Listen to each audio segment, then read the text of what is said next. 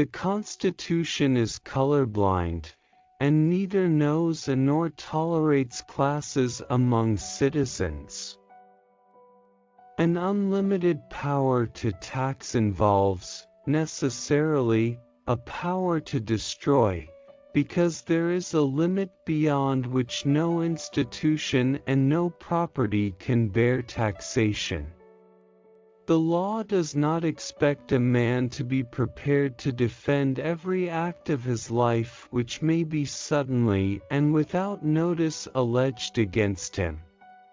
It is emphatically the province and duty of the judicial department to say what the law is. The people made the Constitution, and the people can unmake it. It is the creature of their will, and lives only by their will. Between a balanced republic and a democracy, the difference is like that between order and chaos. The people made the Constitution, and the people can unmake it. It is the creature of their own will, and lives only by their will. What is it that makes us trust our judges? Their independence in office and manner of appointment. The law does not expect a man to be prepared to defend every act of his life which may be suddenly and without notice alleged against him. The acme of judicial distinction means the ability to look a lawyer straight in the eyes for 2 hours and not hear a damned word he says. A corporation is an artificial being, invisible, intangible, and existing only in contemplation of law. A constitution is framed for ages to come, and is designed to approach immortality as nearly as human institutions can approach it. This government is acknowledged by all to be one of enumerated powers. No one imagines that a law professing to tax will be permitted to destroy. The most lively fancy aided by the strongest description cannot equal the reality of the opera. The power to tax involves the power to destroy. The power to destroy may defeat and render useless the power to create.